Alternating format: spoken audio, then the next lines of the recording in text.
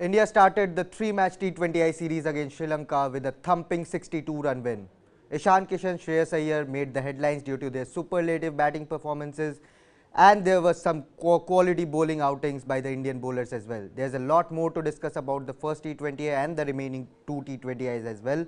Hello and welcome to News 9. I'm Shubhayan Chakravarti, and to discuss the entire India versus Sri Lanka series, especially the first one, I'm joined by Nikhil Narayan. Nikhil, a cakewalk I would say in the first match, Lucknow. As we had predicted, Shubhayan, you know, one of my predictions went wrong. I had said Sri Lanka will be bowled out for less than 100, and at 60 for 6, I was doing the fact, why didn't I place some money in the betting circles?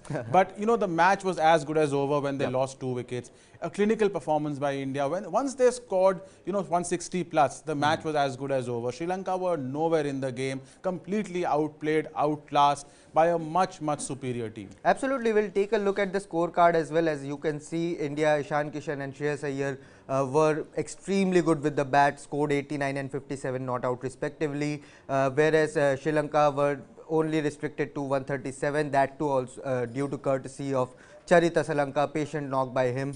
But Nikhil, with this win, India take their extended winning run in T20Is to 10 matches, which is a record by an Indian captain. Yes, it is a record by an Indian captain. It's also a world record. No major team in the world, Shubhayan, has won 10 matches in a row in T20I cricket. I am not counting Afghanistan, Uganda and Romania. But this is a record for a major test playing nation in the world. 10 matches in a row. It started with the win against Afghanistan in the T20 World Cup. India's win-loss ratio, as we all know, since 2019 is the best in the world. They won 30 of the 47 matches. Forget the debacle in the recent T20 World Cup. This Indian team has class and pedigree, and they have been consistent, and it is one of the best T20 teams in the world. Absolutely, Nikhil, and it seems like Rohit Sharma don't know how to lose matches, 13 matches and including 3 ODIs as well, but a complete clean sweep, 13 matches, 13 wins. Pretty impressive start, I would say. A great start from Rohit Sharma. You know, Rohit Sharma is known to be an astute captain, and some of the, strategies he has adopted early in his role as full-time captain, the power play template, which we'll discuss, getting wrist spinners back, backing players, no experimentation, picking Sanju Samson and giving reasons for it. So he knows the qualities each player brings, the bowling changes, field placings. Rohit Sharma is showing why he is regarded one of the finest white ball captains in the world. And you can see that with the fielding changes and the bowling changes as well. But what about that power play template you just mentioned about? What a phenomenal start India are going through when it comes to batting and power play. Absolutely. They started this in the New Zealand series, and Rohit Sharma led the way. He was the aggressor in the power play. Yesterday also, Kishan and Rohit Sharma scored 58 in the power play. If you see the run rates, and we have the graphics on for the viewers, 9.44 against New Zealand, then 9.66 against West Indies, 8.16, 7.16, yesterday 9.66. So India is averaging around 9 per over in the power play since the T20 loss against Pakistan and New Zealand. It's deliberate, and Rohit Sharma is leading the way. Also, earlier, Shubhayan, we noticed that one of the openers used to play aggressor and one was always anchoring. But now both are going after the bowling, helter-skelter. Ishan Kishan and Rohit yesterday both went after the bowling. And this is a new strategy adopted by India. They want to maximize the fielding restrictions. Absolutely, and it will be interesting when KL Rahul returns to the scheme of things, what sort of changes do they make to their approach in power play, whether he will be back as an anchor or an aggressor, as you said. But Ishan Kishan, what about that knock? 89 run, went completely berserk. I had the fortune of asking a question to him in the press conference, and he was very comfortable in saying that, when players like Rohit Sharma, Virat Kohli, Rahul Dravid back you and back you in public, that brings you much confidence that a youngster need when he's going through a tough patch. Absolutely, and no one knows Ishan Kishan better than his Mumbai Indians captain Rohit Sharma. So Rohit Sharma knows the qualities, the X factor Ishan Kishan brings to the 11, and therefore he's backing him even after a very mediocre series against the West Indies when his timing was he He scored at a strike rate of around in the mid-80s. He knows what Ishan Kishan has done in the IPL in 2020 in his debut for India in T20I cricket. Ishan Kishan also was under pressure, not only because of his returns in the West Indies T20Is, but also because Sandhu Samson is in the contingent. Ruturaj Gaikwad is also there as a backup. Absolutely. Right? And, you know, therefore, there was extra pressure on Kishan to perform in this match, to showcase that he has it in him to go ballistic in the power play. And yesterday, it was a top T20I knock. Absolutely. And you know, there was a snippet from his press conference in Hindi where he said, Rohit भाई का message एक ही था कि तू अगर चाहे तो बहुत दूर भी मार सकता है. So that you know gives a sense of calmness to a youngster. But what about Shreyas Iyer?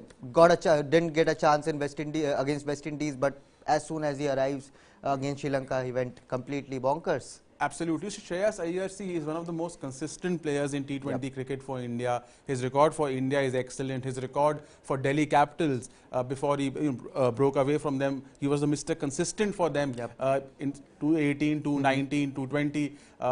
So Shreyas Iyer is that very consistent middle order batsman who will always give you, a 30, 40, 50 at a strike rate of between 130 and 140. The only problem, this we were discussing before the show, Shubhayan, is that he is now competing, I think, with Surya Kumar Yadav. And Surya Kumar Yadav, if you see his strike rate is around in the 160s. Once if you can score even 30 or 40 at a strike rate of 160, you are winning the match for your team. Absolutely. And therefore, Surya will always pip Shreyas Iyer in the 11. Absolutely. And there was an interesting comment from Rohit Sharma as well, that you may see Ravindra Jadeja come up the batting order as things progresses towards the World Cup. So that is a very interesting take by the hitman, the captain, Indian captain. Absolutely. His Ravindra Jadeja's batting prowess is not lost out to Rohit Sharma. Ever since that 86 at the Oval a few years back, Jadeja has been one of India's best batsmen. Apart from Rohit Sharma, it's Jadeja in the lower order who has seen India through across formats when the big three have failed, especially in Test cricket, when Rohit, Rahane and Pujara failed. So Ravindra Jadeja, and he's become a new finisher for CSK. He's producing the cameos for India in the lower order in ODIs and T20Is. Therefore, it is, it's very, very interesting. Another very astute decision by Rohit Sharma to bat Jadeja up the order, because he knows in ODIs and T20Is, if he bats at 4, he can get opportunities to score big 100 as a high strike rate, and maybe we are unearthing a new gem. Absolutely, but one particular aspect which India improved on in this first match against Sri Lanka was the bowling. Bhuvneshwar Kumar absolutely sensational. Yuzvendra Chahal continues his rich run of form, and Venkatesh Iyer is also picking up wickets now. So Nikhil, it's like the team is completely coming together and progressing like a unit to the T20 World Cup. Everyone is making their presence felt, which is excellent for Indian cricket because the World T20 is just a few months away. Venkatesh Iyer picking up wickets helps his cause, replacing Hardik Pandya as the bowling all-rounder. Yuzvendra Chahal, his record against Sri Lanka is sensational, 16 wickets in 8 matches. He's back in form. He's controlling the middle overs ever since his magnificent returns in the UAE leg of the IPL last year. And Bhuvneshwar Kumar, we were all wondering, why is he getting another chance? He's getting another chance clearly because he still has something to offer with his swing, seam and experience. He's getting the wickets in the power play. So, and that Rohit Sharma recognizes that.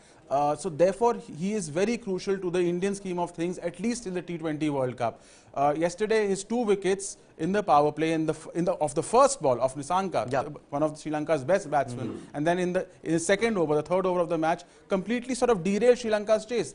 They were not even in the match. I was reading some stats, predictions. After the 2 wickets were lost in the power play, most stats systems worth their salt were giving India 95% chance of winning. I mean, it also shows how poor Sri Lanka as a batting unit. But 95-5 after the power play, the match was as good as over, and Bhuvi was responsible for that. Absolutely, and that's a very good point you made. But what about, before we wrap up this show, what about the Sri Lankan unit? Obviously, we have mentioned that they are missing some key players, they're big guns.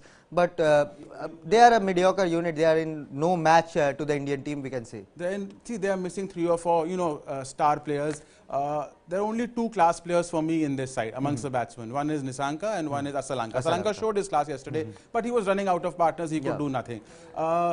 Apart from that, this is a very, very mediocre batting unit. One of the worst batting averages in the last couple of years, along with the West Indies, lower than the likes of Afghanistan, Bangladesh. They are not doing well across formats, Sri Lanka. The transformation period is going on for a bit too long for their comfort. I don't know what the future lies for Sri Lanka, but they need that. In '96, Romesh Kalubutharana and Sanat Jayasuriya took the world by storm, and their cricket transformed for the next 10 years. They need, either they need a captain, enterprising captain like Ranatunga from somewhere, or they need these maverick players who, overnight change Sri Lanka's cricketing history. Because otherwise, for them and West Indies, there's doomsday ahead. Absolutely, Nikhil. Now the action shifts to Dharamshala, 2 matches, back-to-back matches over the weekend. What are your predictions from that? And can you give us something on the weather as well, because there's something brewing there? Yeah, I mean, there is, rain is predicted in Dharamshala tomorrow. I saw 80% chance of rain the last I checked this morning. Sunday was clear and sunny, but Saturday, being a hill station, it can change anytime. Morning and evening can be different in hill stations. So tomorrow there is rain. Day after it's bright and sunny. Let's hope the rain stays away. Predictions, Shubhayan, it will take a miracle for Sri Lanka to come back. I'm expecting a sweep, as I said before the start of the series. Absolutely. Thank you so much, Nikhil, for joining in. Nikhil is saying that it is going to be yet another clean sweep under Rohit Sharma's captaincy. They are already in a 13-match winning streak. Can they make it 15? We'll check that out in the coming days. That's it for our special on India versus Sri Lanka. Do continue to like, share and subscribe to our videos, because we are giving you the in-depth coverage related to the sporting world. Thank you so much for watching News 9.